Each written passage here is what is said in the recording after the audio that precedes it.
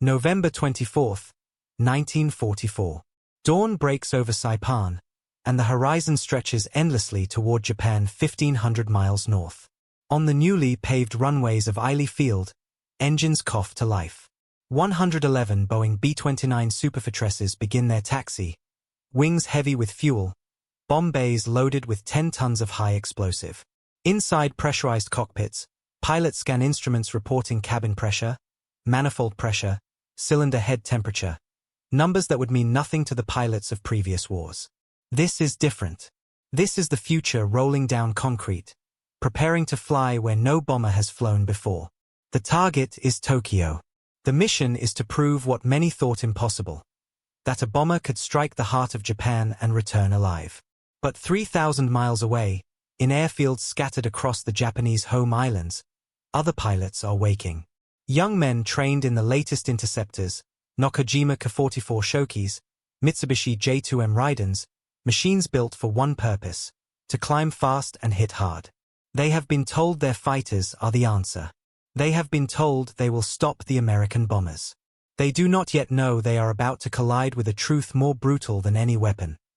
That altitude, more than courage, more than skill, would decide who lived and who fell. This is the story of how Japan's fastest interceptors became prisoners of the sky, chasing an enemy they could see but never quite reach, and how a pressurized cabin smaller than a living room became more powerful than any cannon. In the spring of 1944, Japan stood at the edge of a catastrophe it could barely admit. The great carrier fleets that had thundered across the Pacific at Pearl Harbor, Coral Sea, and Midway were broken. The decisive victories promised by doctrine had dissolved into a grinding retreat. Island after island fell. Saipan, Tinian, Guam, once thought invincible, now flew American flags. And from those islands came a threat unlike any Japan had faced. Strategic bombing at a scale and altitude that defied every defensive assumption the empire had built. The Imperial Japanese Army Air Force and the Imperial Japanese Navy Air Service scrambled to respond. Their answer was a new generation of interceptors. These were not the nimble Zeros that had once ruled the Pacific skies. These were purpose-built killers, heavy, fast, armored, and bristling with cannon. The Nakajima Ka-44 Shoki, known to American pilots as Tojo, was among the first. Designed in 1940, it broke with Japanese tradition. Where the Zero and the Ka-43 Oscar prioritized maneuverability, the Shoki prioritized speed and climb rate. Its Nakajima Ha-109 engine delivered 1,500 horsepower. It could reach 13,000 feet in 5 minutes. Its armament, in later models, included 4 20mm cannon or even experimental 40mm weapons designed specifically to shred bomber formations. Over 1,200 were built by late 1944. The Mitsubishi J2M Raiden, codenamed Jack by the Allies, was even more specialized. Designed by Jiro Horikoshi, the same engineer who created the Zero, it was meant to be a strictly local defense interceptor. The specification was clear: reach 6,000 meters in 5.5 minutes, cruise at 340 knots, arm it with 4 20mm cannon. The Raiden had a blunt, stubby fuselage wrapped around an oversized Mitsubishi Casey engine. It sacrificed maneuverability for raw climbing power and firepower. By June 1944, the first combat-ready units received their aircraft. Pilots called it the Thunderbolt. The newest hope was the Nakajima Ki-84 Hay-8, or Gale, designated Frank by American intelligence. First flown in April 1943, it was Japan's attempt to match the latest American fighters in every category. It could reach 20,000 feet in under 6 minutes. At medium altitudes, it performed brilliantly. Armed with 2 30mm cannon in the nose and 2 20mm cannon in the wings, it could tear apart a bomber in a single pass. Production began in earnest in 1944. On paper, the arsenal looked formidable. Interceptors that could climb to 30,000 feet. Engines delivering up to 2,000 horsepower. Cannon that fired explosive shells weighing half a pound. The Japanese High Command believed these machines would blunt the American bombing campaign. They believed altitude was something they could contest. They were about to learn otherwise. Across the Pacific, American engineers had been working on a problem the Japanese could not solve. The problem was not speed. It was not firepower. It was pressure. In 1940, when Boeing began designing the B-29 Superfortress, the specifications were staggering. Deliver 20,000 pounds of bombs to a target 2,500 miles away. Fly at speeds exceeding 350 miles per hour. Operate at altitudes above 30,000 feet. The last requirement was the most revolutionary. No bomber had ever flown combat missions at such heights. But at 30,000 feet, the air was so thin that human lungs could not extract enough oxygen to survive. Temperatures plunged to 50 degrees below zero. Crews would freeze, suffocate, and lose consciousness within minutes. Boeing's solution was the world's first mass-produced pressurized bomber. The company had experimented with pressurization in its 307 Stratoliner airliner, but that was a civilian aircraft. The B-29 would be a fortress sealed against the violence of altitude. Garrett Air Research developed the system. The nose and cockpit were pressurized. The rear gunner stations were pressurized. Between them, over 2 bomb bays that remained unpressurized, engineers built a narrow crawl tunnel. Crews could move between compartments without exposure. Inside, the pressure was maintained at the equivalent of 8,000 feet, even when the bomber flew at 32,000. The crew breathed normally. They worked in shirt sleeves while outside the temperature dropped low enough to freeze fuel lines. The cost was immense. The B-29 program consumed $3 billion, more than the Manhattan Project. Factories were built in Renton, Washington, Wichita, Kansas, Marietta, Georgia, and Omaha, Nebraska. Thousands of subcontractors produced components. Engines alone, the Wright R-3350 duplex Cyclone radials, required entire plants to manufacture. Each engine delivered 2,200 horsepower and featured turbo superchargers that maintained power at altitude. The result was a machine unlike anything in the sky. Wingspan of 141 feet. Length 99 feet. Service ceiling of 31,850 feet. Maximum speed 357 miles per hour. Combat range over 3,000 miles. 10 50-caliber machine guns in remote-controlled turrets, coordinated by analog computers that calculated windage, temperature, and ballistics faster than any human gunner.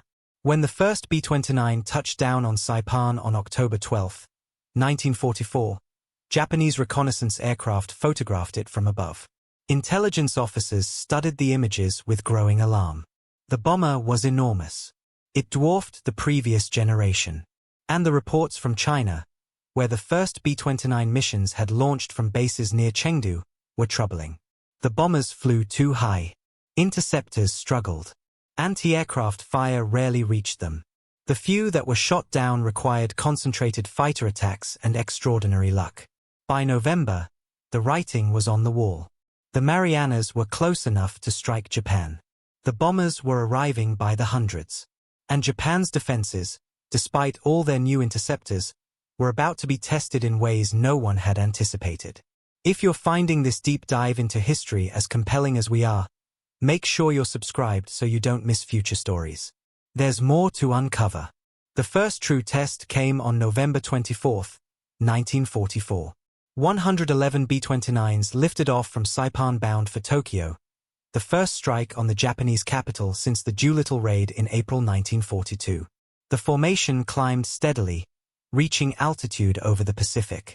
Inside the pressurized compartments, crews felt none of the bone-chilling cold or oxygen starvation that plagued other high-altitude bombers. They sipped coffee. They checked instruments. The cabin pressure held steady. Outside, the air temperature was 40 degrees below zero. The altitude read 30,000 feet. On the ground below Tokyo, air raid sirens wailed. Radar operators tracked the incoming formation. Fighter units scrambled. Shoki and Raiden interceptors roared down runways, pilots pushing throttles forward, climbing as fast as their engines would allow. At 10,000 feet, the climb rate began to slow. At 15,000, the air thinned noticeably. Engines labored.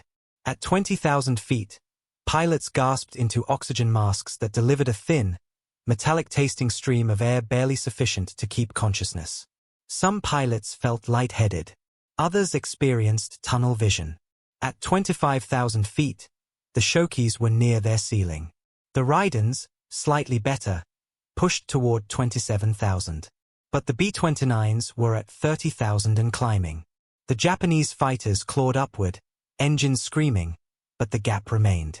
When the Interceptors finally reached the bomber stream, they were fighting at the edge of their performance envelope. Maneuvering was sluggish. Controls felt heavy. Pilots had seconds to line up a shot before their speed bled off and they fell away. Those who managed to engage fired frantically. 20mm shells arced toward the massive silver bombers. Some rounds struck home, punching through aluminum skin. But the B-29s were heavily armored. Their self-sealing fuel tanks absorbed hits. Their remote gun turrets tracked with eerie precision, pouring 50-caliber fire at attackers. 125 Japanese fighters rose to meet the formation. Only one B-29 was shot down. The bomber force dropped their payloads on the Musashino aircraft plant. Damage was light, but the mission proved the concept. The Superfortress could reach Japan. It could fight at altitudes where interception was nearly impossible. And it could come back. Japanese pilots landed exhausted, lungs aching, some coughing blood from the strain of high-altitude flight without proper pressurization. Their reports were grim. The American bombers were too high. The fighters could barely reach them. Even when they did, the bombers' defensive fire was deadly accurate. Worse, the interceptors burned through fuel so quickly at maximum power that pursuit was brief. If a bomber slipped past on the first attack run, there was rarely a second chance. Over the following weeks, the pattern repeated. Raids on December 3rd, December 27th, January 9th. Each time, B-29s flew at altitudes between 28,000 and 32,000 feet. Each time, Japanese interceptors scrambled. Each time, the struggle was the same. The Shoki pilots found their aircraft could barely sustain combat at 25,000 feet. Above that altitude, the fighters' performance degraded sharply. Turns became sluggish. Speed dropped. The Ha-109 engine, reliable at lower altitudes, strained at the thin air. Pilots reported feeling dizzy, nauseous, and weak from oxygen deprivation despite wearing masks. The J-2M Raiden fared slightly better, designed from the outset as a high-altitude interceptor. Its KC engine maintained power up to 27,000 feet. But the B-29s flew 3,000 to 5,000 feet higher. The gap was small on paper. In practice, it was insurmountable. Climbing those last few thousand feet took precious minutes. Fuel burned rapidly. By the time a Raiden reached bomber altitude, it had perhaps 2 or 3 minutes of combat time before it had to descend or risk flaming out. The Ki-84 He-8, Japan's newest hope, revealed a fatal flaw. While it performed superbly at medium altitudes, it lacked sufficient high-altitude capability. The Nakajima Ha-45 engine was temperamental. At high power settings, especially at altitude, it overheated. Spark plugs fouled. Oil pressure fluctuated. Pilots reported that the aircraft felt strong below 20,000 feet but became sluggish and unreliable above 25,000. Worse, many Ki-84s suffered from chronic maintenance problems exacerbated by Japan's collapsing industrial base. By late 1944, Japan faced a resource crisis that compounded every technical limitation. Fuel shortages forced units to use lower-grade gasoline, which reduced engine performance and increased the risk of mechanical failure. High-octane aviation fuel, essential for maximum power output at altitude, was in critically short supply. Many interceptors flew on fuel blends that would have been rejected earlier in the war. This meant engines that, on paper, could produce 2,000 horsepower, delivered far less in practice. Pilots also faced a brutal training deficit. Japan's best pilots, veterans with hundreds of combat hours, had been killed in earlier campaigns over China, the Philippines, and the Pacific. By 1944, replacement pilots arrived at frontline units with as few as 100 hours of flight time, sometimes less. They had minimal experience with high-altitude flight, oxygen systems, or attacking heavily defended bombers. Against the B-29, inexperience was lethal. Oxygen systems on Japanese fighters were rudimentary compared to American equipment. Masks often leaked. Supply lines froze at altitude. Some pilots improvised, using portable oxygen bottles that lasted only minutes. Others flew without supplemental oxygen above 15,000 feet, relying on willpower and hypoxia's deceptive sense of euphoria. The result was catastrophic. Pilots blacked out. They misjudged distances. They fumbled controls. Some never returned, their aircraft found weeks later, crashed in remote valleys, the pilot dead at the stick. The psychological toll was equally devastating. Japanese pilots were taught that spirit, determination, and sacrifice could overcome material disadvantage. The Zero's early dominance had reinforced this belief. But against the B-29, spirit meant nothing. A pilot could be brave, skilled, and determined. He could push his throttle to the stops, endure oxygen starvation, and line up a perfect shot. But if his engine could not reach 30,000 feet, if his cannon shells fell short, if his aircraft shuddered and stalled in the thin air, courage was irrelevant. The bombers flew on, untouched, crew members inside their pressurized compartments sipping coffee while below them Japanese pilots suffocated. One account from a Raiden pilot captured the despair.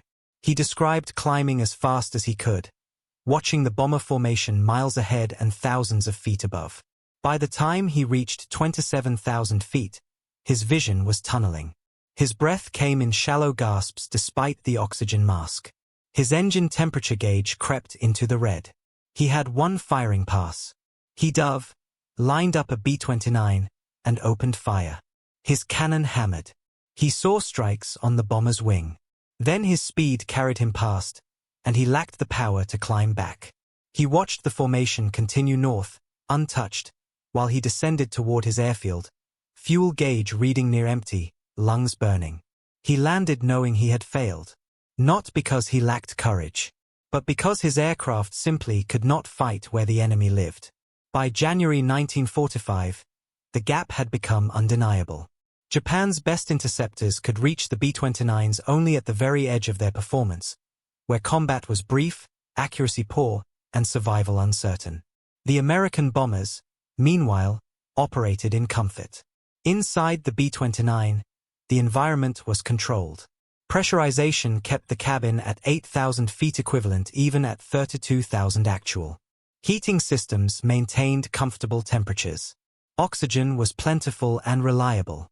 Crews could focus entirely on their mission without fighting the environment. The bomber's defensive armament, controlled by analog computers, compensated for altitude, temperature, and target speed with inhuman precision. Gunners simply tracked the target, and the computer aimed the guns.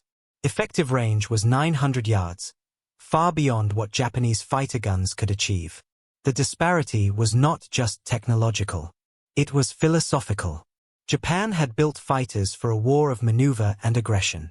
America had built a bomber for a war of endurance and altitude. And at 30,000 feet, endurance won. The raids intensified. On January 3, 1945, 97 B-29s struck Nagoya. On January 9, another wave hit Tokyo. Each mission reinforced the brutal arithmetic. Japanese defenders scrambled hundreds of fighters. Shokis, Raidens, Hoyots, even older Zeros pressed into interceptor duty. They climbed, struggled, fought, and died. But the bombers kept coming. American losses were light. One bomber here, two there, usually to mechanical failure or concentrated fighter attacks at lower altitudes. But when the B-29s flew high, as they did most often in late 1944 and early 1945, they were nearly invulnerable. Japanese commanders grew desperate. They ordered pilots to ram bombers if ammunition ran out. Some did, diving their aircraft into the massive tail sections or wings, sacrificing themselves for a single kill. It was a tactic born of desperation, not strategy. Others attempted head-on attacks, flying directly into the nose of the bomber stream, hoping to avoid the defensive turrets. But the B-29's nose turret was remotely controlled and deadly. Head-on attacks were suicide. By February, Japan attempted to deploy new high-altitude variants. The J-2M4, equipped with an experimental turbo supercharger, promised to reach 29,000 feet. Only 2 prototypes were built before mechanical problems ended the program. The J2M5, with an improved mechanically driven supercharger, entered limited production in 1945. It performed better at altitude, but by then, only 34 were completed. Too few, too late. The Ki-84 also spawned high-altitude variants on paper. The Ki-84-3, with a turbo-supercharged engine, never progressed beyond the design stage. The war ended before Japan could field interceptors truly capable of matching the B-29's altitude. The truth was inescapable. Japan's industrial base, ravaged by earlier losses and now under direct attack, could not produce the advanced engines, superchargers, and oxygen systems necessary for sustained high-altitude combat. The B-29 had been designed with America's vast industrial capacity behind it. Every component, from the pressurization system to the turbo superchargers, represented technologies perfected over years in well-equipped factories. Japan, by contrast, was improvising. Engineers worked in bombed-out plants with dwindling supplies of critical materials. Aluminum was scarce. By 1945, some aircraft were built with wooden components. The Ki-106, an all-wood variant of the Ki-84, was an attempt to save duralumin. It never entered production. The breaking point came in March 1945. General Curtis LeMay, now commanding the XXI Bomber Command in the Marianas, made a calculated gamble. The high-altitude bombing campaign had caused damage, but results were mixed. Weather, especially the jet stream winds over Japan, scattered bombs off target. LeMay decided to change tactics entirely. On the night of March 9th, 334 B-29s took off for Tokyo. This time, they flew low, 5,000 to 7,000 feet. They stripped defensive guns except for the tail turret to carry more bombs. The payload was incendiary. Napalm and white phosphorus designed to ignite the wooden paper buildings that filled Japanese cities. The bombers came at night. Japanese interceptors, designed for daylight combat at high altitude, were almost useless. Night fighters were few. Radar-equipped interceptors barely existed. Anti-aircraft fire, deadly at medium altitudes, filled the sky, but the sheer number of bombers overwhelmed defenses. Tokyo burned. 16 square miles of the city were incinerated. 100,000 civilians died in the firestorm. The raid proved that altitude was not the B-29's only advantage. It could also fly low, at night, and deliver destruction on a scale Japan could not counter. From March through August 1945, the bombing campaign became relentless. Cities burned one after another. Nagoya, Osaka, Kobe, Yokohama. The B-29 switched between high-altitude daylight raids and low-altitude night incendiary attacks. Japanese fighters scrambled to respond, but they were overwhelmed. By summer, fuel shortages grounded entire squadrons. Pilots who did fly faced American P-51 Mustangs and P-47 Thunderbolts based on Iwo Jima, escorting the bombers and hunting Japanese interceptors with ruthless efficiency. The high-altitude dream was over. Japan's fastest interceptors had not failed because they were poorly designed.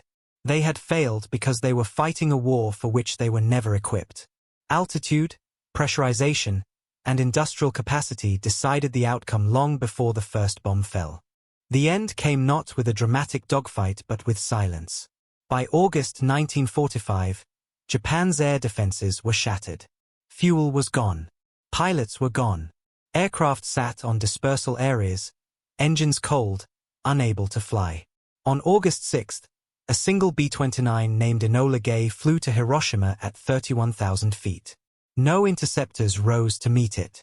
3 days later, another Superfortress bombed Nagasaki. Again, silence. On August 15th, Emperor Hirohito announced Japan's surrender. The B-29 had become a symbol of American air power, but it was also a symbol of something deeper, the triumph of engineering over valor. Japan's interceptor pilots had been among the bravest in the war. They flew aircraft that could barely reach the enemy. They endured oxygen deprivation, freezing temperatures, and mechanical failures.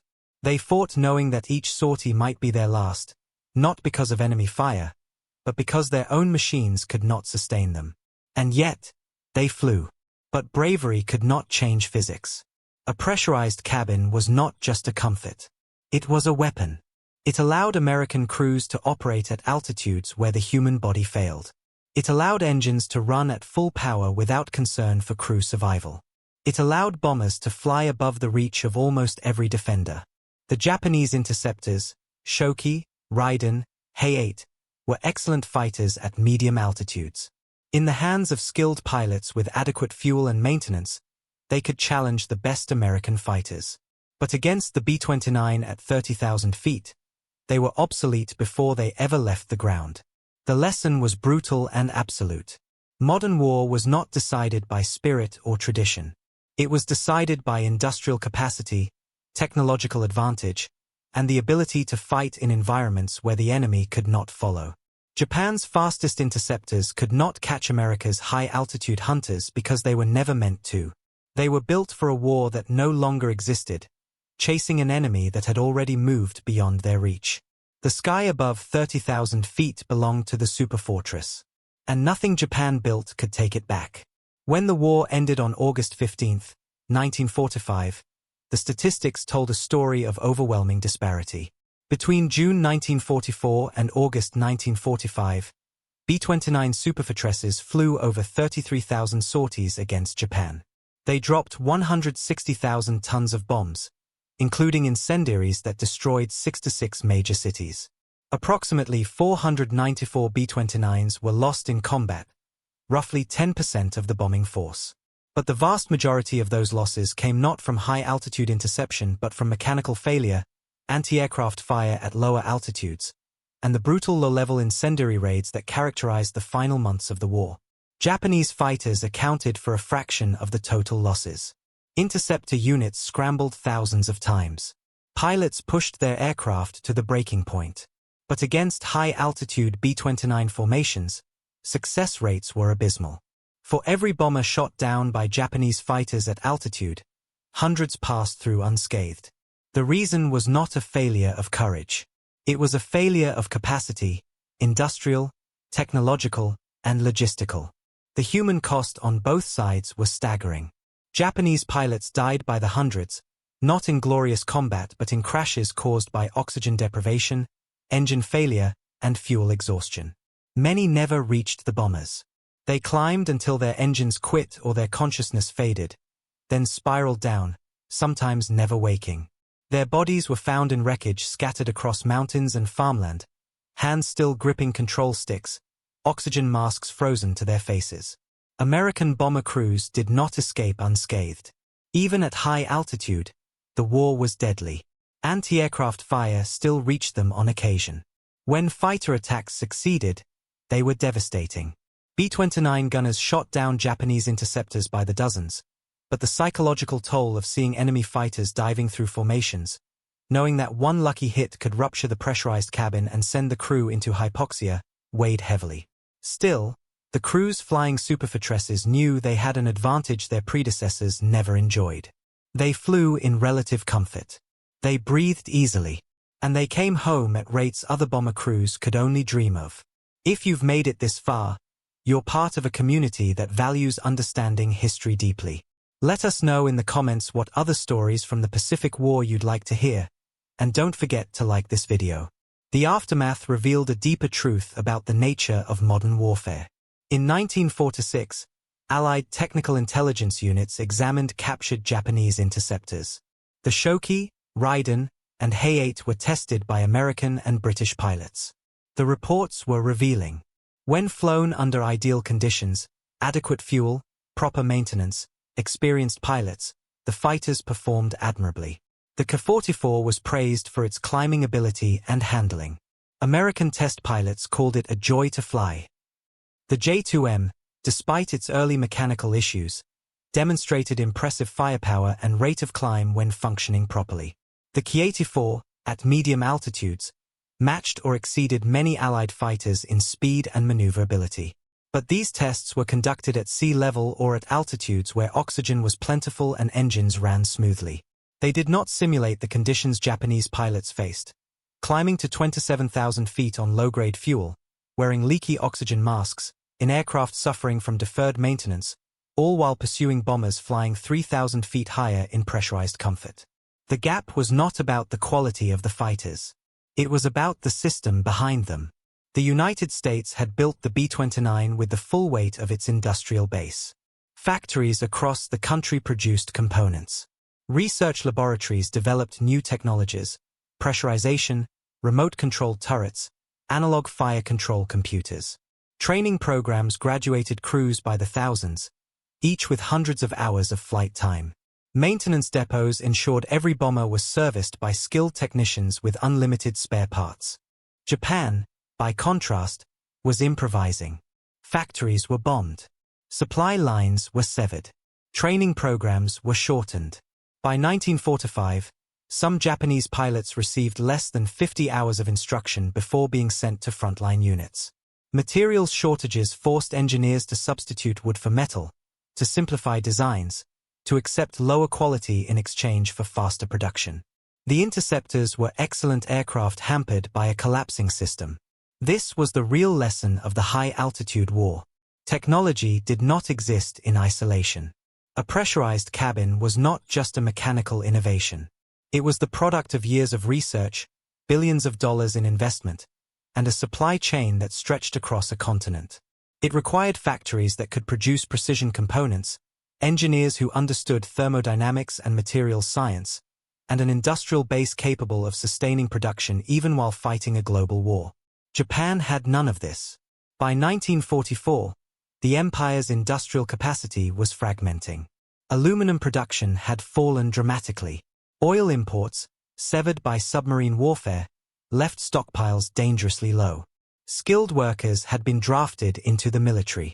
Factories operated under constant threat of bombing. Engineers designed aircraft they knew would never be built in sufficient numbers, with engines they knew would never receive the high-octane fuel needed to perform as designed. The strategic implications were profound. The B-29 bombing campaign, more than any other factor save the atomic bombs themselves, broke Japan's will to continue. By August 1945, 66 cities had been devastated. Industrial production had collapsed. Food supplies were critically short. Transportation networks were shattered. The Japanese government estimated that if the war continued, millions would starve in the coming winter. Public morale, already fragile, crumbled. Surveys conducted after the surrender revealed that nearly 70% of Japanese civilians felt they could not endure another day of war. The bombers had not just destroyed infrastructure. They had destroyed the belief that Japan could defend itself. The Interceptors, despite their technical sophistication and the bravery of their pilots, had failed to stop the raids. Citizens watched silver bombers fly overhead, untouched, while their cities burned. The psychological impact was devastating. For the American military, the B-29 validated a strategic vision. The bomber, long championed by air power theorists like General Billy Mitchell and General Hap Arnold, had proven it could win wars without a ground invasion. Japan surrendered without American troops setting foot on the home islands. The planned invasions of Kyushu and Honshu, expected to cost hundreds of thousands of Allied casualties, were never needed. The Superfortress had accomplished what no other weapon could. It had made the enemy's homeland uninhabitable. The lessons extended beyond World War II.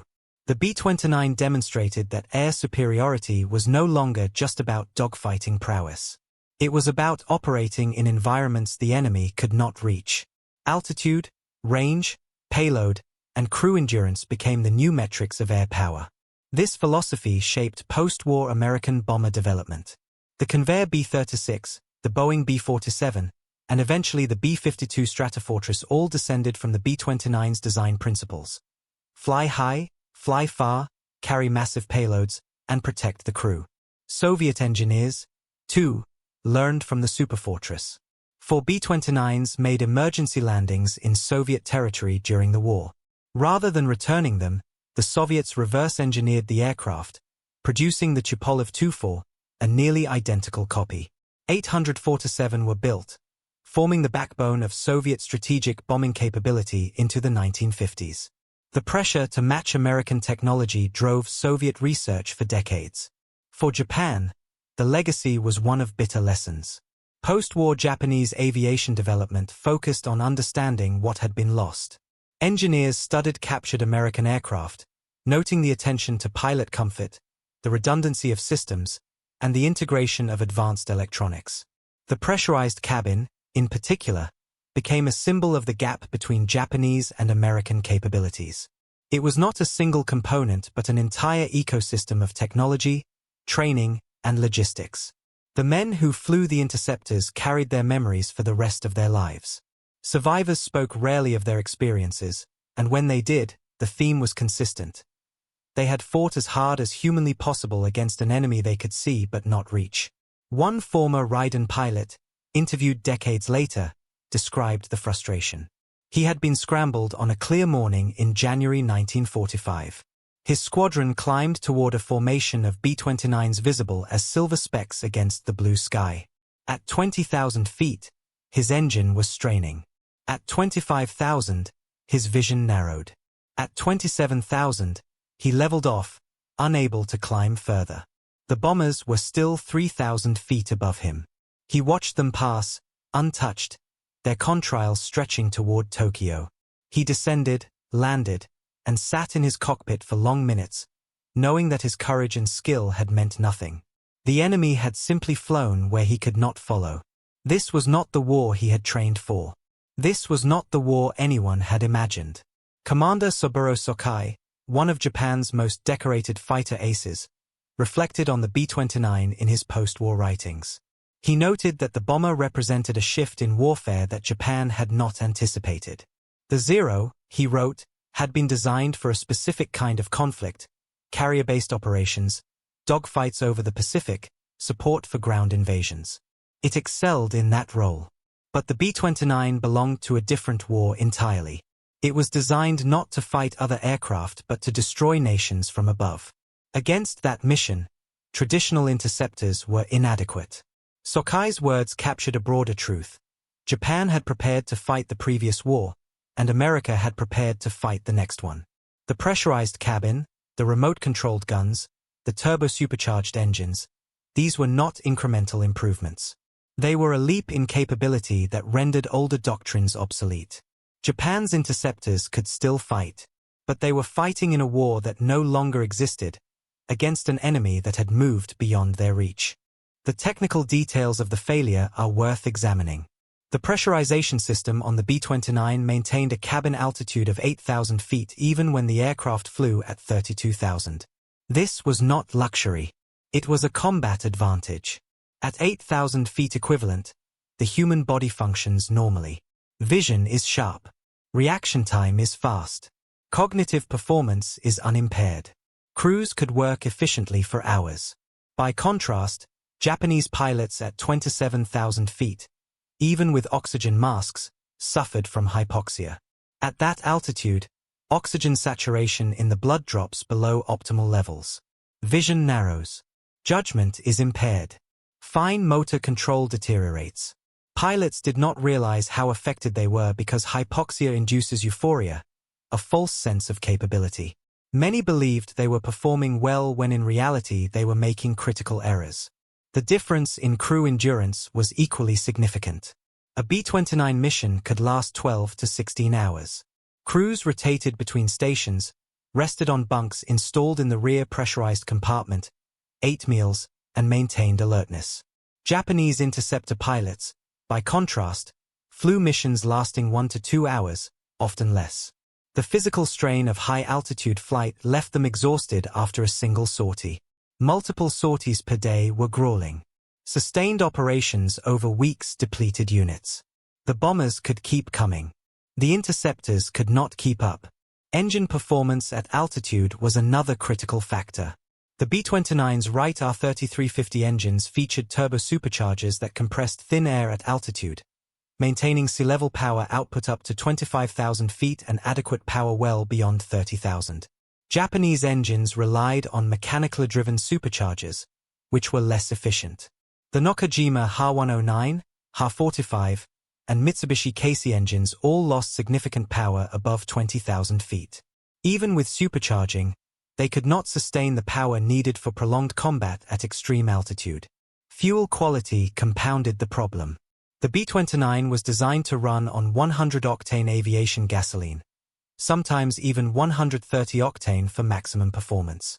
Japanese fighters, by mid-1945, often flew on 87 octane or lower, blended with additives to stretch dwindling supplies.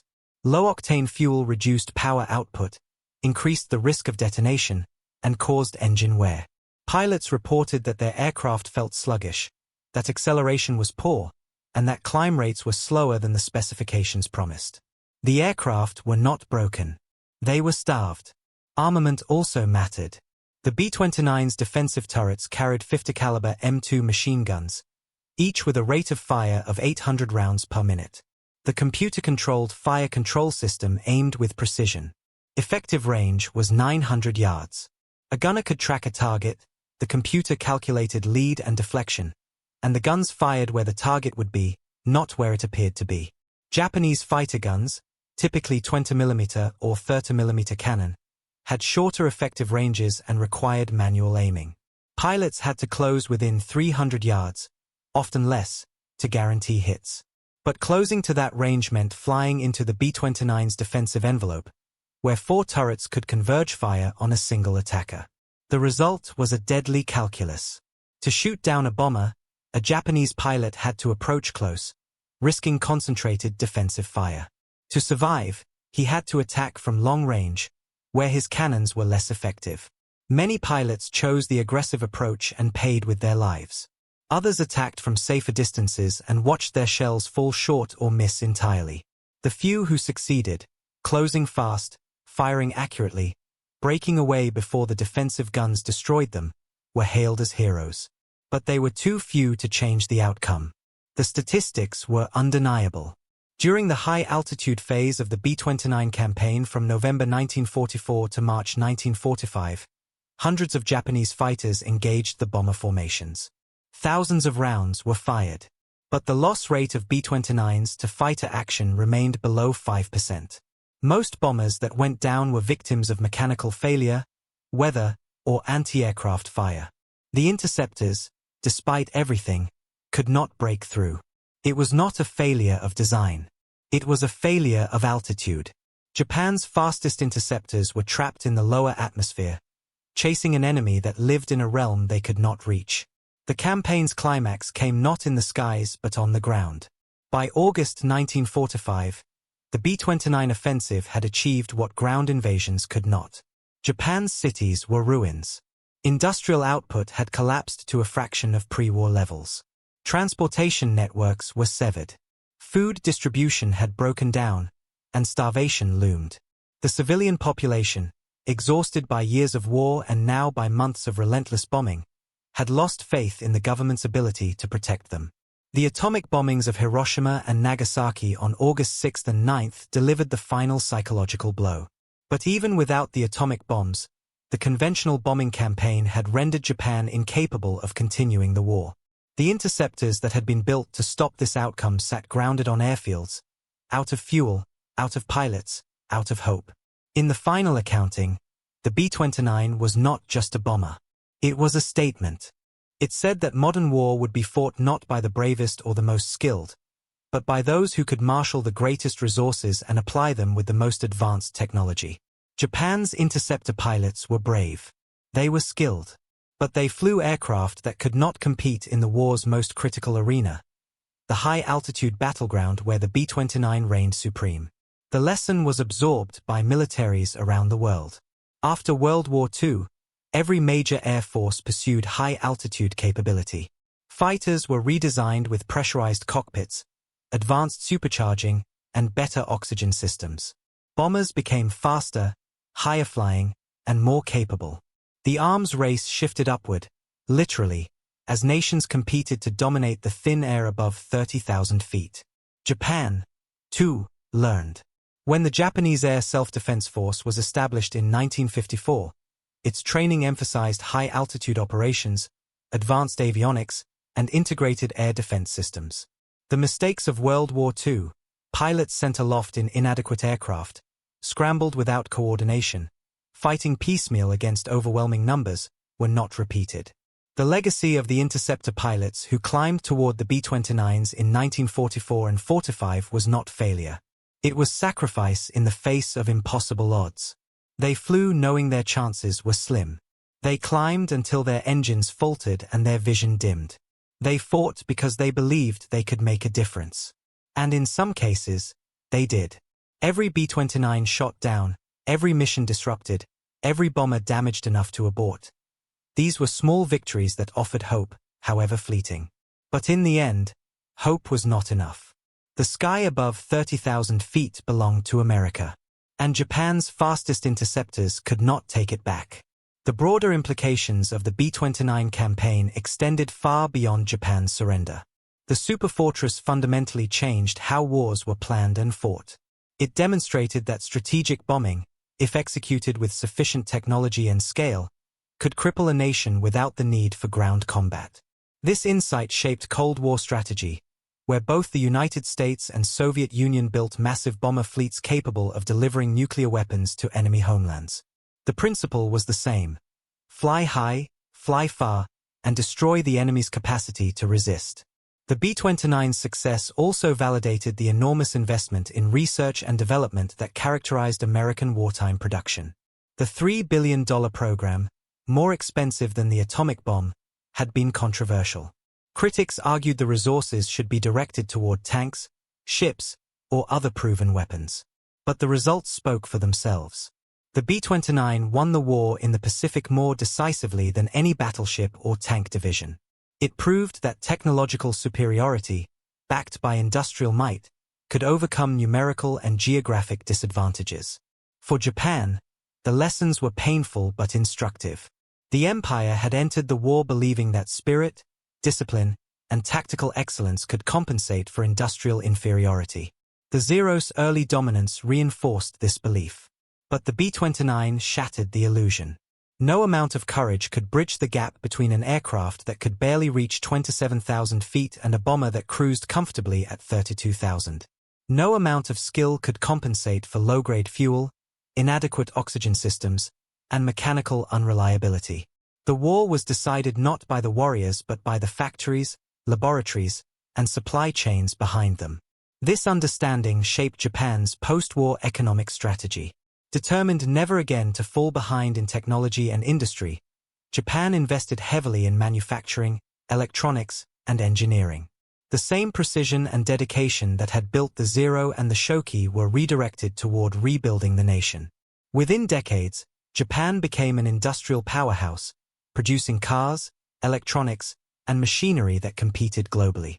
The lessons of the B-29 were not forgotten. They were transformed into a national commitment to technological excellence. In the end, the story of Japan's fastest interceptors and America's high-altitude hunters is not a story of heroes and villains. It is a story of two nations at war, each deploying the best they had, constrained by the resources and technologies available to them. Japanese pilots flew their interceptors with extraordinary courage, pushing themselves and their machines to the absolute limit. American bomber crews flew their missions with determination, knowing that every raid brought the war closer to an end. Both sides paid in blood. Both sides believed they were fighting for something greater than themselves. The difference was not in the men. It was in the machines. And behind the machines were the industries, the engineers, the supply chains, and the strategic visions that made those machines possible. The B-29, with its pressurized cabin, turbo-supercharged engines, and advanced fire control, represented the full weight of American industrial and technological power. It was not just a bomber. It was the culmination of a system designed to win wars through superior resources and innovation. Japan's interceptors, despite their speed, firepower, and the skill of their pilots, represented a nation fighting at the edge of its capabilities, improvising with dwindling resources, struggling to match an enemy that had moved beyond reach. The sky above 30,000 feet was not contested. It was conquered. And in that conquest, the outcome of the war in the Pacific was decided. Thanks for watching. This story is just one chapter in the vast history of World War II, and there are countless more to explore. If you enjoyed this deep dive, subscribe and share it with others who value understanding the human and technological dimensions of history. Your engagement keeps these stories alive.